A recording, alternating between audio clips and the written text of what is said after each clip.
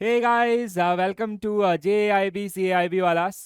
आज के इस पर्टिकुलर सेशन के अंदर हम लोग डिस्कस करने वाले हैं मैकमिलन बुक के सारे MCQs from module A. I hope you all are doing well with your studies. As you all know, like we have very less time for October 2023 JIB examination. जैसे हमने आपसे पहले promise किया था कि इस पर्टिकुलर एग्जामिनेशंस को crack करने में हम आपकी पूरी मदद करने वाले हैं, ठीक है। बहुत सारे सेशंस आपके प्लान किए गए हैं, तो उसी में एक सेशन जो आपको मैकमिलन बुक के अंदर चारों मॉड्यूल हर एक यूनिट के पीछे आपको 4 and 5 क्वेश्चंस देखने के लिए मिलते हैं MCQ फॉर्म में। तो उन्हीं क्वेश्चंस को बेसिकली हम लोग आज के इस पर्टिकुलर सेशन में आपका डिस्कस करने वाले हैं। I will come up with 4 sessions, 4 बड़े सेशंस मैं आपके लिए लेके आऊंगा, जहां पे हर एक मॉड्यूल के अंदर जो भी जितने भी नंबर ऑफ यूनिट्स हैं उनके ऊपर जितने भी क्वेश्चंस हैं वो सारे मैं आपको कराऊंगा, जिससे आपको एक फेयर आइडिया लगेगा कि हाँ मैकमिलन बुक के हिसाब से कैसे क्वेश्चंस हैं। But this is my personal advice based on May 2023 examination और इवन उससे पहले वाले भी। इसके जो क्वेश्चंस हैं ना, these are very basic question, okay. ये हाफ मार्क्स वाले क्वेश्चंस हैं सारे।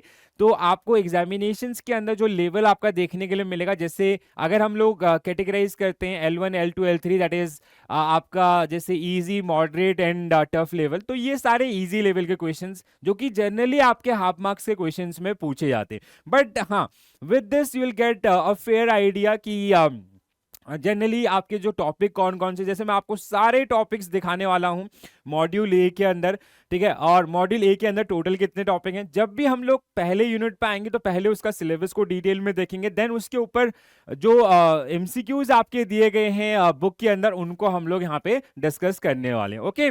This is the book accounting and financial management for bankers, AFM जिसको हम लोग बोलते हैं प्यार से, ठीक है।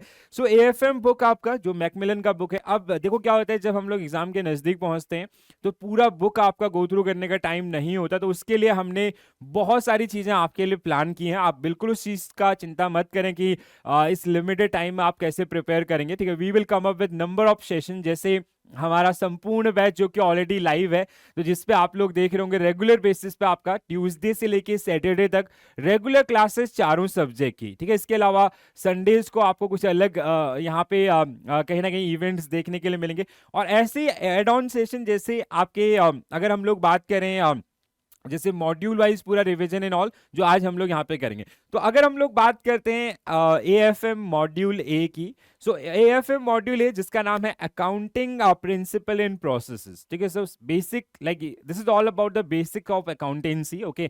अकाउंटेंसी का पूरा नॉलेज, जो बेसिक्स जो आपके बिल्डअप होंगे वो इस पर्टिकुलर यूनिट के अंदर होंगे, जिसमें जो टॉपिक है, जैसे पहला टॉपिक आपका definition, scope and accounting standards and Indian accounting standards, पहला यूनिट, जहां से आपको हर बार 1 या 2 क्वेश्चंस देखने के लिए मिलेंगे।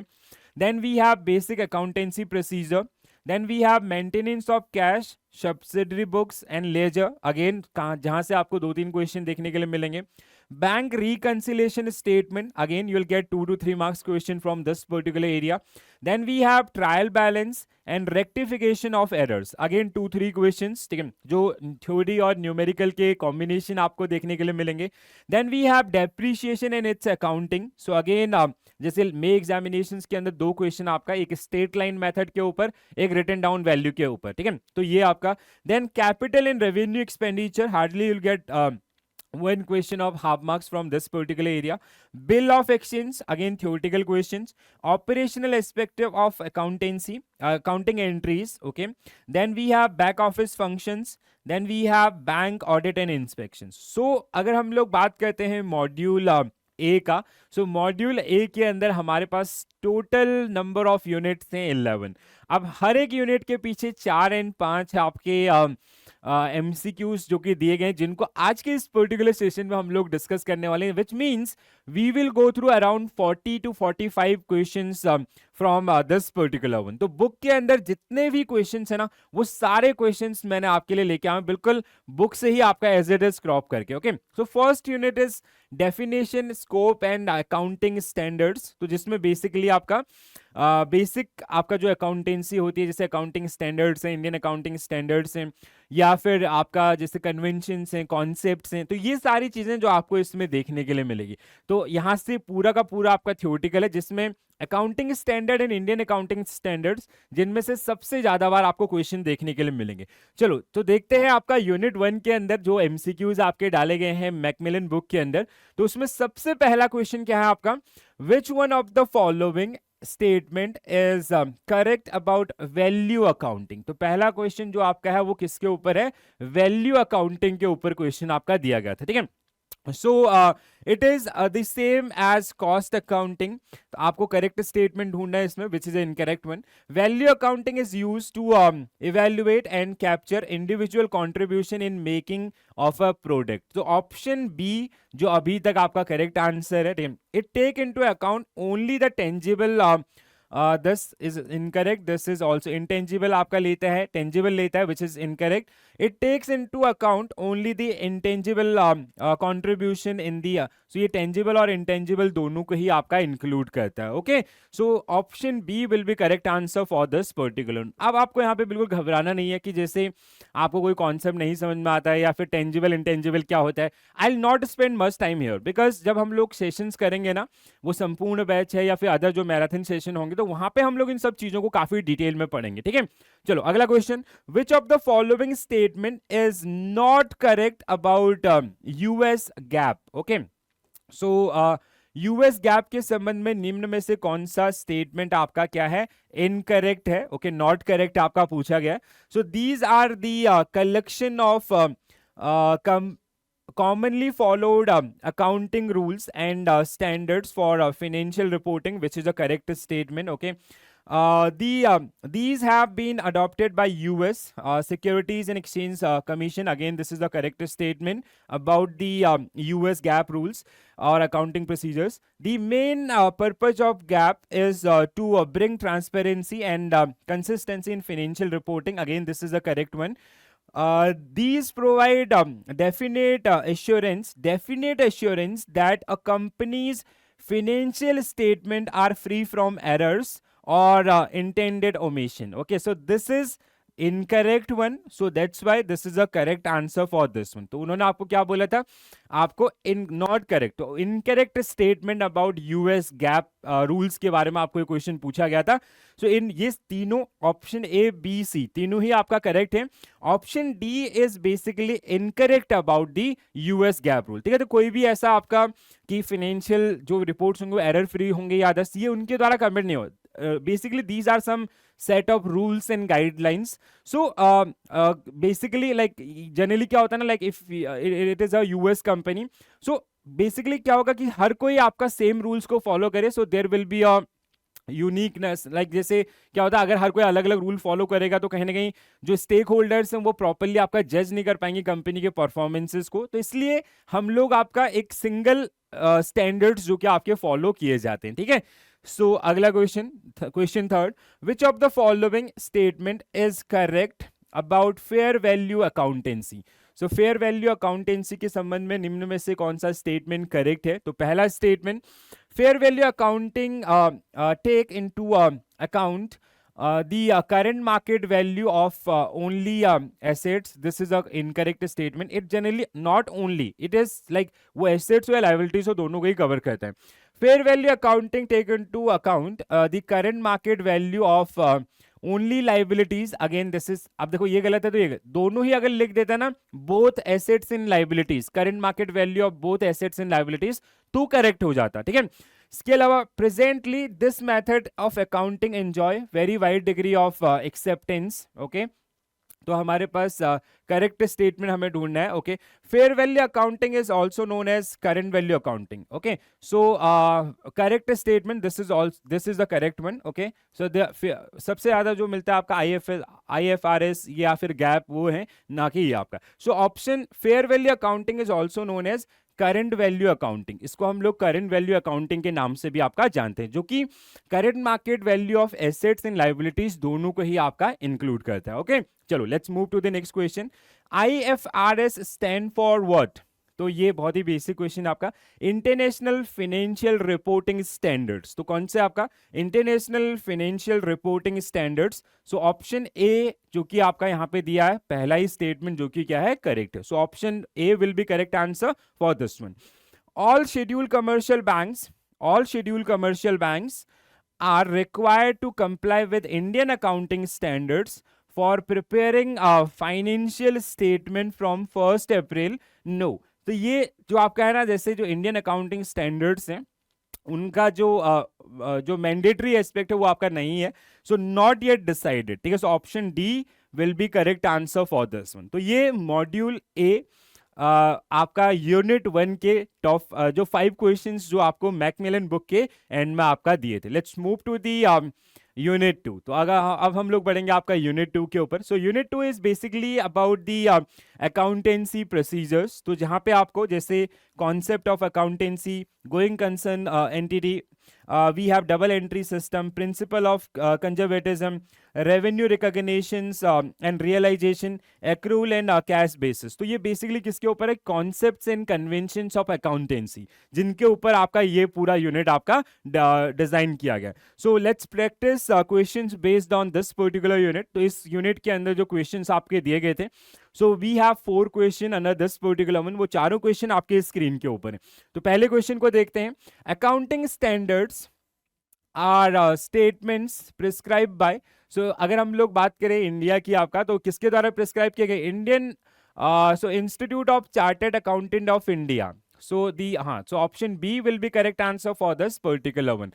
So Institute of Chartered Accountant of India, so that is known as ICAI, जिसके द्वारा आपके जो अकाउंटिंग स्टैंडर्ड्स हैं इनको आपका प्रेस्क्राइब किया गया। दूसरा, which of the following is our main principle of double entry system? So double entry system में आपका क्या होता है, ये बेसिक अकाउंटिंग आपका है कि कोई भी ट्रांजेक्शन होगा तो उसका ड्यूल इफेक्ट होगा। एक अकाउंट जो डेबिट होगा, दूसरा अकाउंट आपका क्रेडिट होगा। ओके, सो क्वेश्चन क्या है, which of the following is are the main principle. अब जैसे पहला, every business transaction has 2 aspect, जैसे अभी हमने बात किया था, one is receiving benefit, another one is giving. तो पहला स्टेटमेंट आपका करेक्ट है, ठीक है। सो ये सही है आपका इसके संबंध में। सही क्यों है, बिकॉज डेबिट और क्रेडिट, ठीक है, जो जिसको रिसीव होगा वो आपका क्रेडिट होगा, जो आपका गिवर होगा वो आपका डेबिट होगा। Okay, every transaction has 2 parties, तो 2 पार्टीज। जैसे अगर कोई मतलब कभी भी अकाउंटेंसी की अगर आप बात करेंगे तो ये जो ड्यूल एस्पेक्ट कॉन्सेप्ट है ये बताता है कि there are 2 parties in the like कभी भी कोई भी ट्रांजेक्शन होगा तो सिर्फ 2 पार्टीज के बीच में आपका होगा, ठीक है। सो एक का अकाउंट डेबिट, दूसरे का क्रेडिट। ओके, वो एक सिंगल के साथ नहीं हो सकता कभी भी कोई भी ट्रांजेक्शन आपका। Okay, so the twofold effect of business transactions recorded by debiting one's account and another account is crediting to the another account. So all of the above. तो क्या होगा इसका correct answer? So what will be your correct answer for this one? All of the above. Okay. चलो, what is the need to bring standardization of accounting principles? So accounting जो principles आपके हैं उनको अगर हम लोग बात करें तो उनको स्टैंडर्डाइज करने की जरूरत क्यों होगी। तो क्या होता है, कभी भी अगर आप कोई भी चीज करते हैं, so there are some principles behind it, ठीक है। उन प्रिंसिपल्स को हम लोग फॉलो करते हैं। तो प्रिंसिपल अगर होंगे ना तो there will be a uniqueness, ठीक है। सो अगर प्रिंसिपल्स नहीं होंगे, स्टैंडर्ड्स नहीं होंगे, हर कोई अपने अपने हिसाब से चीजें करेगा। अब 2 कंपनीज के बीच में आपको एनालिसिस करना है या 10 कंपनीज के बीच में करना है, हर कोई अपना अलग अलग प्रिंसिपल स्टैंडर्ड्स फॉलो कर रहे हैं, तो काफी ज्यादा कंफ्यूजन होगा, ठीक है। सो यहाँ पे एक यूनिकनेस के लिए हम लोग बेसिकली एक यूनिफॉर्मिटी जिसको हम लोग बोलते हैं, उसके लिए हम लोग स्टैंडर्डाइजेशन आपका रखते हैं। So to bring the consistency, transparency, comparable, all of the above. So what will be your correct answer? All of the above will be right answer for this particular one. अगला question, going concern concept means. तो going concern concept आपको क्या बताता है, simply कि business is a going concern, ठीक है। जैसे मतलब आप किसी भी बिजनेस का ना लाइफ सेट नहीं कर सकते कि हम लोग ये बिजनेस है, ये 10 साल चलेगा, ये 50 साल चलेगा, 100 साल चलेगा। So it's a going concern. तो आप गोइंग कंसर्न ये बोलता है कि जब जब जो ट्रांजेक्शन होंगी, जैसे जैसे बिजनेस आपका अलग अलग ट्रांजेक्शंस में एंटर करेगा, कॉन्ट्रैक्ट में एंटर करेगा, वैसे वैसे आपको रिकॉर्ड मेंटेन करने हैं, ठीक है। सो आप पहले से सब कुछ आपका डिसाइड करके नहीं बैठेंगे। अगर प्रोपराइटर का डेथ होता है उससे मतलब हो सकता है उसके मॉनेटरी टर्म में आपका इफेक्ट पड़े, बट बिजनेस के लाइफ के ऊपर कोई इफेक्ट आपका नहीं पड़ेगा। जैसे एग्जांपल्स आपके पास हैं, टाटा है, रिलायंस है, या अदर्स, ऐसे बहुत सारे firms. Okay, so the profit of the firm are enough to sustain the operation incorrect. The owner of the firm are different from the firm. So ये business entity concept आपका है.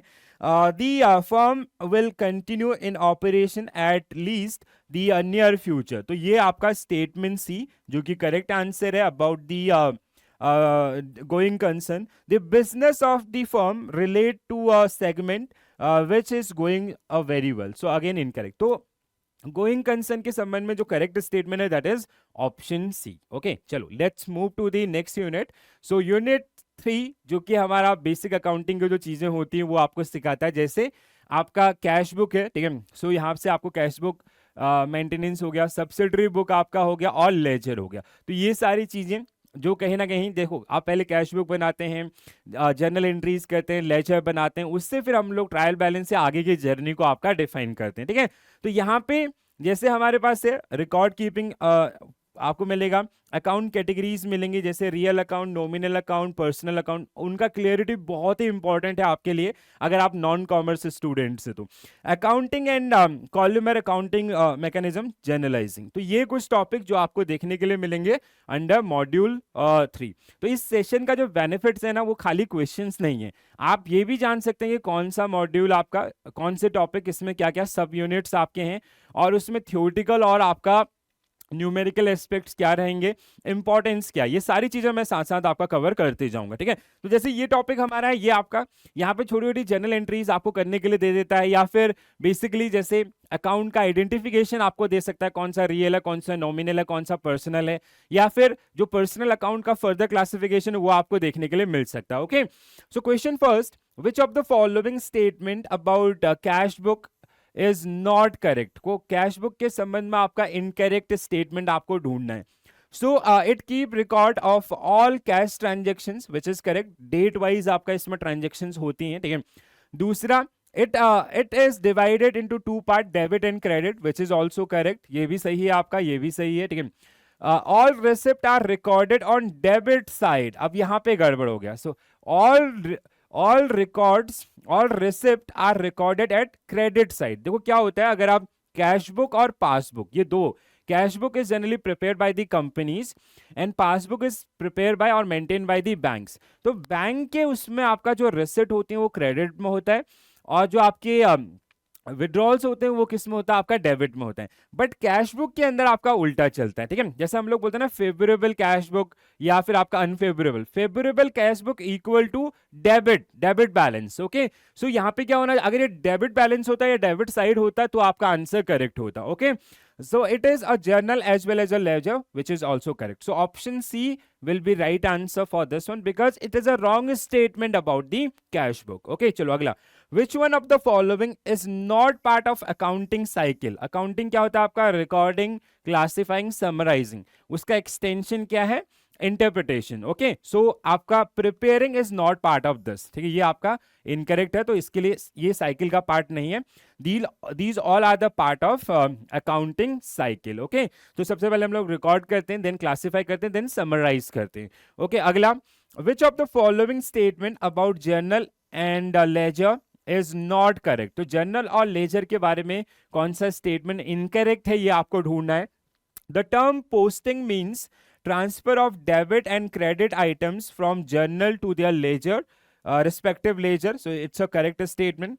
The journal is a book of the chronological record, while the ledger is a book of analytical record. Again correct. ठीक है, तो इसका मतलब journal में क्या होता है, आपका जर्नल एंट्रीज डेट वाइज आपकी होती हैं। ठीक है, और अगर हम लोग बात करें लेजर का, तो लेजर का हम लोग क्या करते हैं, स्पेसिफिक चीज आपका, जैसे सेल्स लेजर आपका बनेगा तो जब भी उसका एंट्री से उनको हम लोग पिक कर लेंगे। ठीक है, journal is more reliable as compare to ledger, so this is also correct. ठीक है, क्योंकि जर्नल में आपका डिटेल में चीजें होती हैं और पहली बार इनिशिएट हो रही होती हैं, क्योंकि जर्नल से हम लोग लेजर बना रहे हैं, so that's why. Okay, the ledger is a book of first entry, ये फर्स्ट एंट्री नहीं होता है, it is a final entry. Okay, so not first entry, ये क्या आपका इनकरेक्ट है, it is a final entry, ये आपका पार्ट होता है किसका, फाइनल एंट्री का। Okay, so these 3 question. अगले क्वेश्चन की तरफ बढ़ते हैं। Any limited companies account is an example of a limited, कोई लिमिटेड कंपनी का अकाउंट है तो वो किस चीज का एग्जाम्पल है, ठीक है। तो हमारे पास 3 प्रकार के अकाउंट्स होते हैं। पहला रियल, ठीक है, जो एसेट्स आपके होते हैं, टेंजिबल इंटेंजिबल। दूसरा आपका personal, with deals with persons. इसके अलावा जैसे पर्सन्स आपके हो गए, HUF हो गया, कंपनीज हो गई। और तीसरा होता है आपका nominal, with which exist in name only, जैसे आपका purchase account, sales account and all. तो मैंने दूसरा टाइप जो आपको बताया था ना, वो कौन सा था, आपका पर्सनल अकाउंट। तो ये टाइप है आपका किसका, पर्सनल अकाउंट का, ठीक है। अब पर्सनल के अंदर भी ना पर्सनल का फर्दर क्लासिफिकेशन आपको मिलेगा, तो उसमें अब जैसे पर्सनल इसमें आपके पास है ही नहीं, तो पर्सनल किसमें है, ये नहीं होगा, नॉमिनल नहीं है। और इसके अलावा 3 हमारे पास है पर्सनल का जो further categorization, these all are the part of personal account. Personal account further categorize among 3 part, these are natural personal जैसे ह्यूमन बींग्स हैं, आर्टिफिशियल पर्सनल कंपनीज हैं, रिप्रेजेंटेटिव पर्सनल आपके कौन होते हैं, जैसे कोई एडवांस सैलरी है या एडवांस क्रेडिट डेबिट आपका, ये सब। तो ये करेक्ट आंसर क्या होगा यहाँ पे, सी, आर्टिफिशियल पर्सनल। कंपनी क्या होती है, कंपनीज आर बेसिकली, हम लोग कंपनी को कैसे डिफाइन करते हैं, it is a artificial person created by law, and law is companies act 2013। Okay, so option C will be correct answer for this particular question. Question 5, goodwill and trademark are example of, goodwill और trademark आपके example हैं किसके, intangible real account के। तो ये आपका correct answer क्या हो जाएगा यहाँ पे, रियल अकाउंट। तो यहाँ पे इंटेंजिबल मेंशन नहीं है, टेंजिबल रियल अकाउंट्स आर पीपीज, और यहाँ पे इंटेंजिबल आपका गुडविल, ट्रेडमार्क, पेटेंट्स, ये सब किस में आते हैं, इंटेंजिबल रियल अकाउंट। तो real account will be correct answer for this particular one. Okay, तो ये 5 क्वेश्चन जो कि आपको दिए गए थे यूनिट 3 के अंदर। Let's move to the next one, unit 4। So unit 4 is about BRS, इसको हम लोग प्यार से क्या बुलाते हैं, bank reconciliation statement. Okay, so BRS basically use होता है किसके लिए, जो एरर डिडक्शंस के लिए आपका, ठीक है, जिससे हम लोग जो पास कैश बुक है और पासबुक है, ठीक है, इनके बैलेंसेस के अंदर अगर डिफरेंसेस हैं तो उस डिफरेंसेस को मैच करने के लिए हम लोग यूज करते हैं किसको, आपका BRS स्टेटमेंट को। ओके, सो BRS जैसे अगर हम लोग इसकी बात करें, so recording transactions in cash book या अदर्स, तो यहाँ पे आपको क्वेश्चंस मिलेंगे BRS के ऊपर, थ्योरेटिकल प्लस न्यूमेरिकल आपका दे सकता है, किसी की BRS कैलकुलेट करने के लिए भी आपको मिल सकता है, बट बहुत ही ईजी और बहुत बेसिक तरीके से आपको मिलेगा। Question 1, which of the following is not a feature of bank reconciliation statement? तो इनमें से कौन सा बैंक reconciliation statement का फीचर नहीं है। पहला, BRS help in arriving at the actual position of banks, ये है। BRS prepared by all banks, ये नहीं है, ठीक है। BRS is generally prepared by companies, not by bank. Okay, so bank reconciliation statement. BRS will record delays in clearing, so this is the correct one. BRS help fraud detections of check, ये भी आपका हो सकता है। So option B is the incorrect statement. BRS कौन बनाती है, companies बनाती है, जो भी जैसे XYZ लिमिटेड है, तो वो अपना जो कैश बुक का बैलेंस है और जो बैंक पासबुक का बैलेंस है उसको टैली करने के लिए, बेसिकली अगर उनमें कोई भी इम्बैलेंसेस हैं उनको आइडेंटिफाई करने के लिए आपका इसको यूज किया जाता है। ओके, चलो next one, a bank statement is a copy of, ये तो बहुत ही आसान क्वेश्चन है, ठीक है, इससे आसान क्या हो सकता है। So a customers account in bank book, so ये करेक्ट है आपका। सो पहले ही स्टेटमेंट आपका करेक्ट है, सब आपके इनकरेक्ट होंगे। Reconciliation of overcasting on receipt side of cash book is, so reconciliation of overcasting on receipt side of cash book, receipt side of cash book means debit balance. Okay, so अब हम लोग इसको क्या करेंगे, it will increase the balance or decrease, it will decrease the balance in the cash book, ठीक है। सो हम लोग इसको बेसिकली आपका क्या करेंगे, decrease the balances in cash book, हम लोग आपका इसका जो कि करेक्ट आंसर होगा, ठीक है, रिकंसिलेशन। तो BRS जब आप पढ़ेंगे ना, मैंने बहुत सारे सेशन भी किए, आप उसको भी देख सकते हैं, थ्योरेटिकल BRS का पूरा भी किया हुआ है। अगर फिर भी कोई डाउट होता है तो आप अपने डाउट्स भी लिख सकते हैं। अगला, if X is a credit balance in cash book carried forward on the debit side, so the reconciliation is, okay, so यहाँ पे आपका क्या है, x is a credit balance जो कि कहां पे चला गया आपका cash book carried forward on the debit side, ठीक है। तो क्या होगा इसका करेक्ट आंसर आपका, what will be the correct answer for this particular one. So casting 2x, तो अगर हमें उसको रिकंसाइल करना है 2x on debit side of cash book will be correct answer for this particular question. Okay, अगला last question was reconciliation of overcasting decrease in, so that is fine। चलो अगला पांचवा question, direct deposit by a customer in bank with no overdraft facility. So अगर किसी customer के द्वारा किसी company के अकाउंट में डायरेक्टली आपका डिपॉजिट कर दिया, तो जिसकी वजह से कई बार आपका कैश बुक और पासबुक के अंदर डिफरेंसेस आपको देखने के लिए मिलते हैं, ठीक है। तो इसकी वजह से क्या होगा आपका, अगर डायरेक्ट डिपॉजिट आपका कस्टमर ने बैंक में किया है with no overdraft facility, show a higher passbook balance than a cash book, show a lesser passbook balance, तो क्या होगा आपका, option A, show a higher passbook balance than cash book, ठीक है। तो उसकी एंट्री कैश बुक में नहीं हुई, इसलिए कैश बुक का बैलेंस क्या नीचे है, और बैंक के अंदर वो ऑटोमेटिकली क्रेडिट हुआ है, तो वो आपका बैंक का बैलेंस ज्यादा दिखा रहा है, ठीक है। सो टू रिकंसाइल दैट, आपको कैश बुक के अंदर क्या करना पड़ेगा, उतना अमाउंट से ऐड करना पड़ेगा। चलो, BRS bank reconciliation statement unit 5, अगला यूनिट हमारे पास trial balance, rectification of errors, दो मेजर चीजें, ट्रायल बैलेंस और रेक्टिफिकेशन ऑफ एरर्स। ओके, जिसमें ये बहुत सारे एरिया, जिसमें जैसे ट्रायल बैलेंस प्रिपरेशन के लिए, ट्रायल बैलेंस बेसिकली क्या होता है, जैसे हमने जो लेजर्स आपके बनाए थे, suppose that these are different different ledgers, sales ledger है, सेल्स रिटर्न है, परचेज है, तो हमने पहले जर्नल एंट्रीज की, जर्नल से हमने आपका इसको लेजर्स बनाया अलग अलग। अब इन लेजर्स का जो समरी है, summary of all the ledgers, that is generally known as trial balance, ठीक है। तो ट्रायल बैलेंस, अब इसमें जो एरर्स आपके होते हैं, तो जहां से सबसे ज्यादा बार क्वेश्चन पूछा जाता है और न्यूमेरिकल्स आपको पूछा जाता है, वन साइडेड जिसकी प्रोबेबिलिटी सबसे ज्यादा है, कई बार वो आपको टू साइडेड एरर्स भी पूछ लेता है, ठीक है। थियोरेटिकल बहुत कम, बट न्यूमेरिकल्स जो आपके छोटे छोटे होते हैं, whose account will get debited, whose account will get credited, ऐसे क्वेश्चंस आपको देखने के लिए मिलेंगे। ओके, तो क्वेश्चन आपका, credit of sale X, credit of credit of x, sale of x to Suresh is posted to his credit, then then rectification is, तो क्या होगा आपका 2x में हमें आपका इसको क्या करना पड़ेगा, रेक्टिफाई करना पड़ेगा। And what will be the correct answer for this particular one guys, debit हमें करना पड़ेगा सुरेश को विद 2x, ठीक है। डेबिट सुरेश 2x, हाँ, debit Suresh by 2x, option C will be correct answer for this one. Freight expenses, freight आपका क्या होता है, भाड़ा आपका, ठीक है। जैसे कोई सामान या कोई मशीनरी आपका, जैसे जहां मैन्युफैक्चर हुई वहां से लेके हमारी कंपनी में अगर आ रही है, for carrying a machinery is carried to a travel account, is carried to travel account, then rectifications in trial balance will be, तो हमें क्या होना चाहिए था यहाँ पे, डेबिट कौन होना चाहिए था, मशीनरी अकाउंट्स आपका होना चाहिए था। सो what will be your correct answer for this one.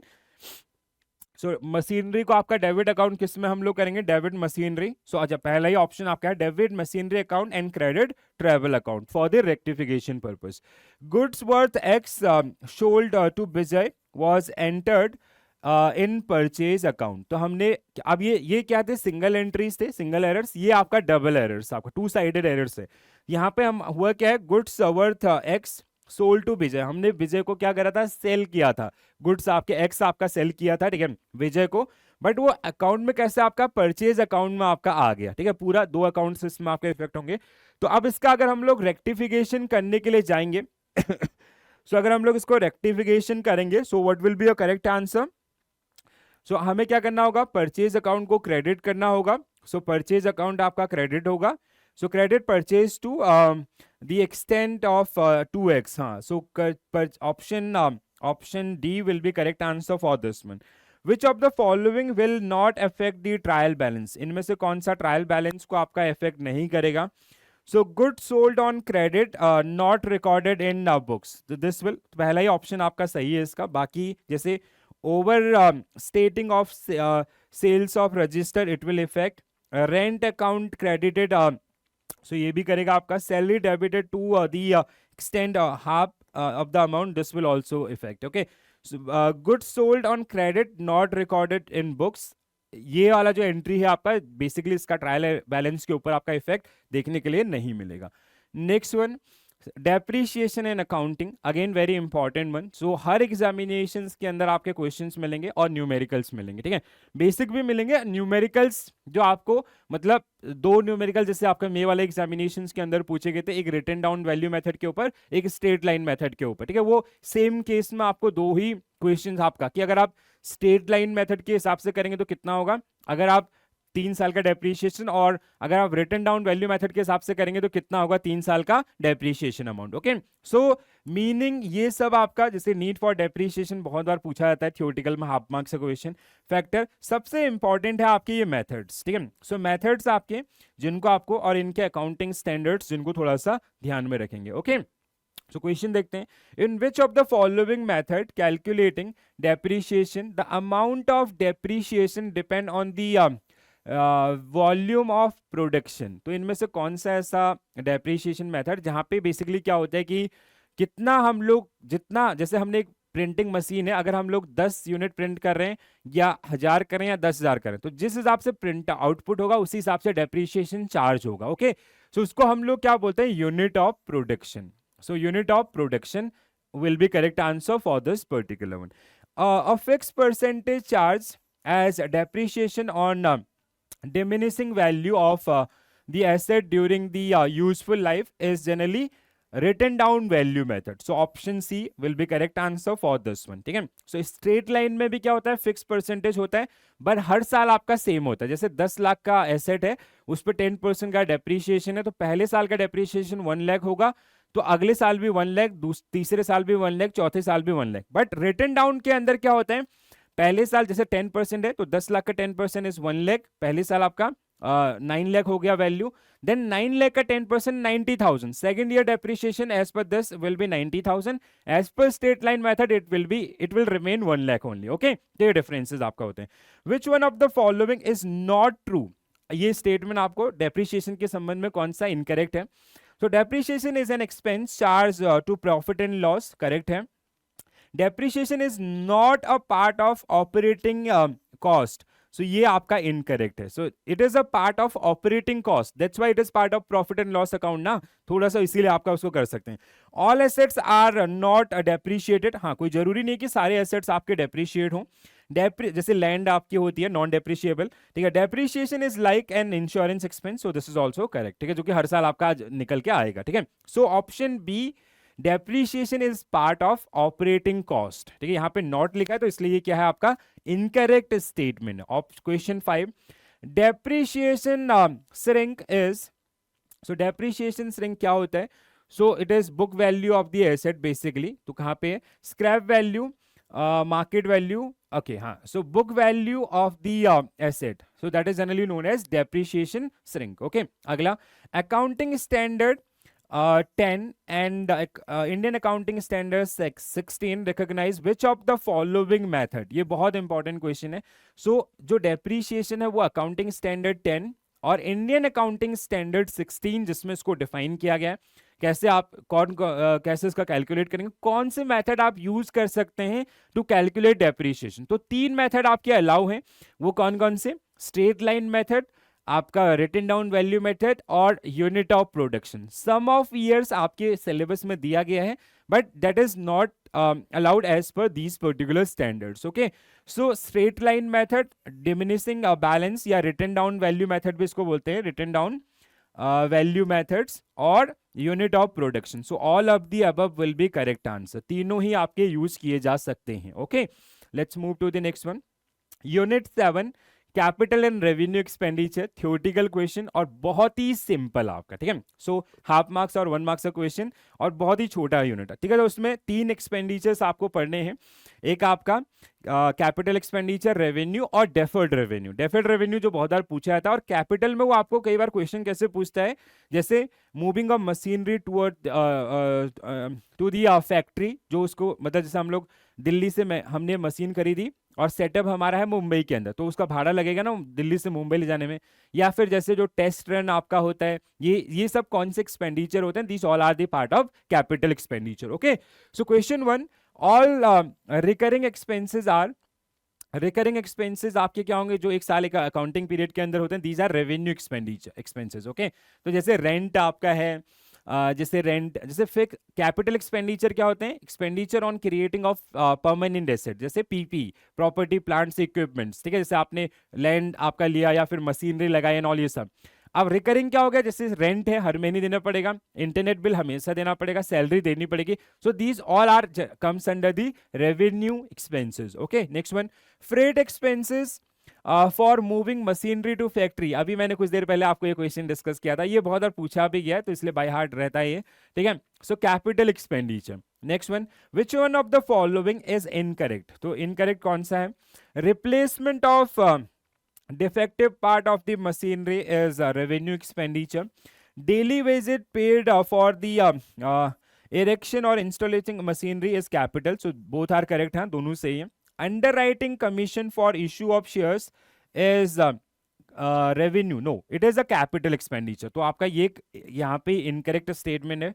Excess of sales price of machinery over written down value but less than cost price is treated as revenue receipt, which is also correct, okay।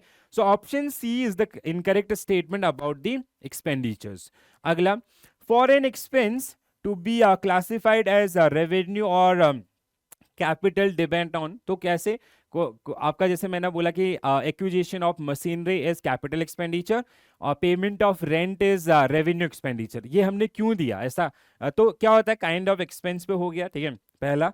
दूसरा, duration आपका हो गया, जैसे एक recurring एक non recurring है, effect on revenue earning capacity, so all of the above, so option D will be correct answer for this particular one, okay.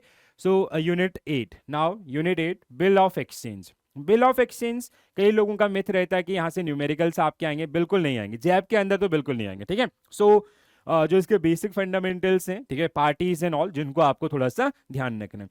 So theoretical portion आपका 5 questions मिलेंगे इसमें, I guess.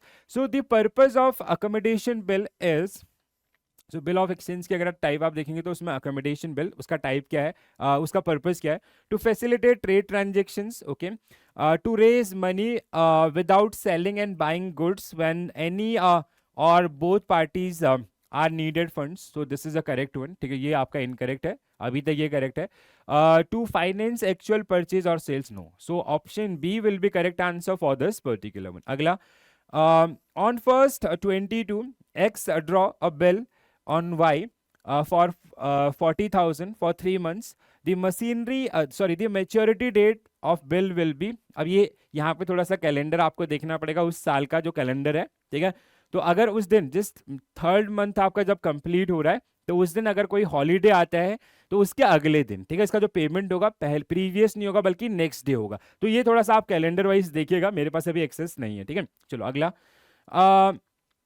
Noting charges are, noting charges क्या होता है, notary से related charges, आपका जो bill of exchange के अंदर जो नोटरी लगती है उसके charges, okay. So paid to notary public for recording dishonours, so option C will be correct answer for this one. अगला, which one of the following is not true, incorrect statement आपको ढूंढना है।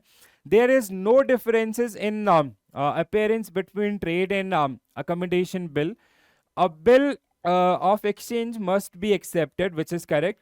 Drawee is the maker of a bill, so this is the incorrect statement, हाँ, so this is ये आपके सही हैं दोनों, ये incorrect है। The creditor draw a bill, अब देखो creditor है, creditor कौन होता है, drawer, ठीक है। bill of exchange में क्या होते हैं, that this particular document is generally we can say basically issued by the seller, जो seller है उसके द्वारा, जैसे promissory note generally issued by the buyer, ठीक है, जो आपका debtor है, बट जो बिल ऑफ एक्सचेंज है ये इशू किया जाता है किसके द्वारा, सेलर के द्वारा। सेलर अब मतलब कोई चीज बेच रहा है, उसका अकाउंट क्रेडिट होगा, तो ये दोनों एक दूसरे कॉन्ट्रैक्ट है, so option C will be correct answer for this particular one. अगला, which one of the following is true, इनमें से कौन सा आपका सही स्टेटमेंट है, ये आपको ढूंढना है, ठीक है।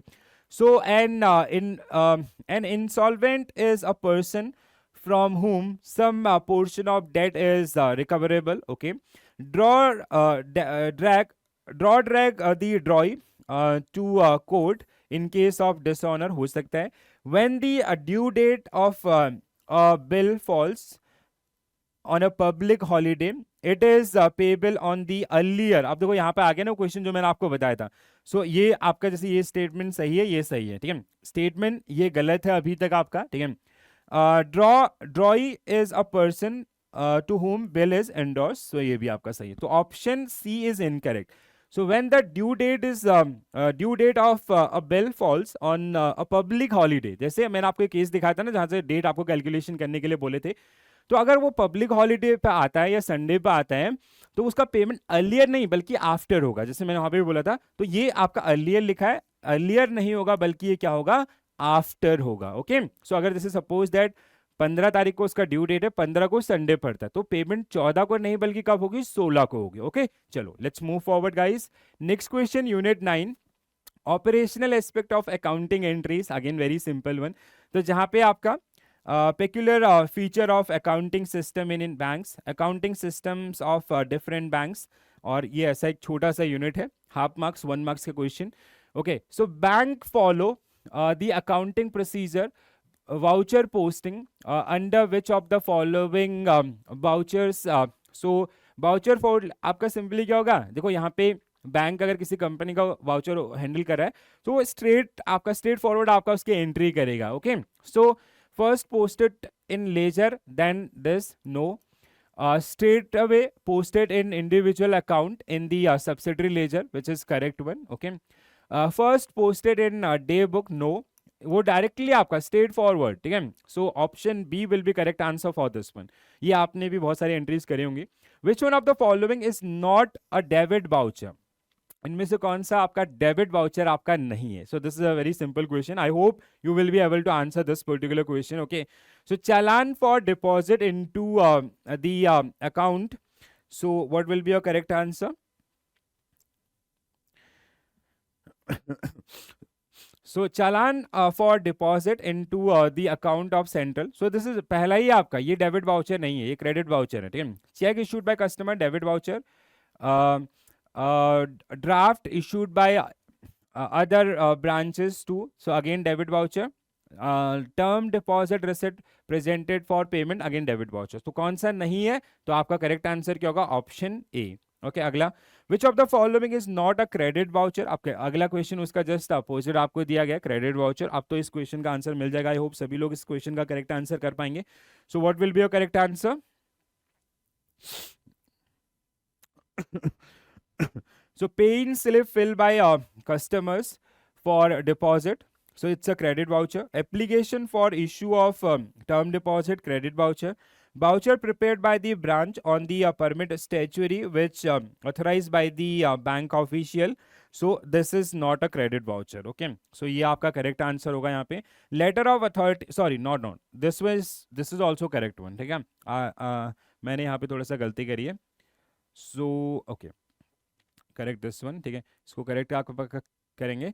सो letter of authority sign by customers containing standing instructions, so this is not a credit voucher, ठीक है। तो ये आपका नहीं, ये सारे क्रेडिट वाउचर हैं, ये आपका option D will be correct answer for this one, ठीक है। सो आगे देखो यहाँ पे क्लियरली मेंशन है, letter of authority sign by customers containing standing instructions आपका जो कि दिए गए हैं। Which one of the following statement is are not correct about the accounting system in India? चलो बताइए क्या होगा इस क्वेश्चन का answer. And please in questions का आंसर ना आप लोग कमेंट्स के अंदर भी मेंशन कर सकते हैं, ठीक है, थोड़ा अच्छा लगेगा अगर आप ज्यादा से ज्यादा कमेंट्स करेंगे तो। Okay, so which of the following statement is are not correct about the accounting system. So accounting system of different banks vary in term of nature of transactions, the software use, पहला आपका सही है, ठीक है। सो not correct, आपको incorrect statement मतलब correct statement ढूंढना है। So the software used in accounting system do not differ amongst different banks. The accounting system in India is designed keeping in the view of the nature. सभी आपके correct हैं, ठीक है। So all of the above statements are correct. Option D will be right answer for this one. 10 back office functions handling under claim entries in banks. Okay. So again theoretical aspect आपको यहाँ पे देखने के लिए मिलेंगे, बहुत ही आसान है, ठीक है। सो अगर आप सिंपली इनको समझेंगे तो आपको आसानी से समझ में आ जाएगा। तो पहला, विच one of the following functions in a bank normally perform buy back office, तो बैक ऑफिस के द्वारा कौन सा फंक्शन आपका नहीं परफॉर्म किया जाता है, नॉट परफॉर्म, ठीक है। तो पहला क्या कह रहा है, reminder for renewal of term deposit करा जाता है। Deposit of cash by customers at the counter, no ये नहीं होता है, ठीक है। काउंटर पे कौन बैठता है, फ्रंट ऑफिस वाला रहते हैं ना, बैक ऑफिस थोड़ा रहते हैं। Calculation of posting and others, ये आपका नहीं होता है, ठीक है। सो ये होता है, सॉरी। एंड बैक ऑफिस में maintenance of journal ledger and all, ये भी होता है। तो आपका जो नहीं होता वो होता है आपका जो कैश, जो आपका काउंटर पे जो रहते हैं कैशियर या अदर्स, वो फंक्शन बैक ऑफिस का नहीं है। Which of the following transaction does not result in inter office debit और credit entity? Does not result in inter-office debit or credit entry. Advance to staff members by debit to suspense account, पहला ही आपका correct statement है, ठीक है। Payment of ये इससे होगा, इंटर स्टेट फर्क पड़ेगा। इश्यू ऑफ ड्राफ्ट होगा, रिसिप्ट ऑफ अदर ब्रांच, ये भी आपका होगा, ठीक है। सो अगर हम लोग जो एडवांसेस आपका दे रहे हैं अपने बैंक जो ब्रांच के एम्प्लॉयज हैं उन्हीं को। The problem about the reconciliation at branch level, which has not been resolved by computerization, is सो क्या हो सकता है आपका, तो यहाँ पे जैसे ये तो हो सकते हैं, सेविंग अकाउंट हो सकता है, करंट हो सकता है, ड्राफ्ट हो सकता है, दिस वन ऑप्शन डी। सो ये तो आपके हो सकते हैं, these are manageable through the computerization. ये क्या है आपका, सस्पेंस एंड सन्ड्री डिपॉजिट्स आपके, जिनको अभी हम लोगों ने डिस्कस किया था, ठीक है। तो जहाँ पे जो इंटरनल एक्टिविटीज आपकी हो रही है, okay. Which of the following is are the typical and most common type of errors observed in interbank accounts? So interbank accounts में क्या क्या problems आ सकती हैं, errors? Recording of a particular in incorrect field, double recording of the same transaction, posting of transaction in incorrect office account. So it can, ये सभी आपके हो सकते हैं, एरर्स हैं आपके, ठीक है। ये सारे एरर्स क्या हैं, क्लरिकल एरर्स हैं, and it can be take place in a bank accounting, okay. Which of the following are the common errors in branch daily statements? So wrong identification of type of transaction हो सकता है, recording of particulars in incorrect fields, different between the closing and opening balances, so all of the above. तो again आपका क्या होगा, option D will be right answer for this particular one, okay. So last unit, unit 11, that is about the bank audit and inspections. यहाँ से ना sections बहुत ज़्यादा पूछे जाते हैं आपके, ठीक है। कंप्लीटली थ्योरेटिकल है, बट हाँ जैसे सेक्शन 29-30 जहाँ पे मतलब से प्रिपरेशन ऑफ फाइनल अकाउंट्स हैं, ठीक है, और उनका सबमिशन डेट है, जैसे जब अकाउंटिंग पीरियड खत्म हो तो उसके 3 महीने के बाद आपका 3 कॉपी आरबीआई के पास ऑडिटर्स रिपोर्ट के साथ, ये सारी चीज़ें जो है ना वो टाइम फ्रेम वाली वो बहुत बार पूछी जाती हैं, ठीक है। और टाइप ऑफ ऑडिट्स भी आपके कई बार एग्जामिनेशंस में आपको टेस्ट किए गए। सो क्वेश्चन क्या है, long form audit reports is issued by, so ये किसके द्वारा इशू किए जाते हैं, आपके स्टैच्यूटरी एडवाइजर्स के द्वारा आपके इशू किए जाते हैं, ठीक है। सो लॉन्ग फॉर्म, हाँ स्टैच्यूटरी एडवाइजर्स आपके हो गए। Primary objective of financial audit is, financial audit का बेसिक आपका ऑब्जेक्टिव क्या होता है, ensure that all financial statement give a true and fair view, पहला सही है। Detection of errors, detection of, तो प्राइम हम लोग इसको आपके लेके चलेंगे ऑप्शन ए। देखो डिटेक्शन ऑफ एरर्स, और ये आपका इंटरनली हम लोग ट्रायल बैलेंस या जो चीज़ें हमने की थी वहाँ पे कर ली। अब हम लोग क्या दे रहे हैं, फाइनेंशियल स्टेटमेंट्स आपके जो उनका मतलब जैसे प्रॉफिट एंड लॉस या जो बैलेंस शीट की जो करंट पोजीशनिंग है वो शो करते हैं with the help of this one, okay. Internal audit is generally undertaken by, ये बैंक एम्प्लॉयज के द्वारा ही होता है, ठीक है, बैंक ओन स्टाफ के द्वारा आपका। So option D. Internal audit is aimed at, so किसके लिए हम लोग उसको करते हैं, इम्प्रूव प्रॉफिटेबिलिटी हो सकता है, टैक्स प्लानिंग नहीं, ensuring the accuracy and correctness in the book of account. So option C will be correct answer, सबसे सटीक जो आपका बैठता है यहाँ पे, ठीक है।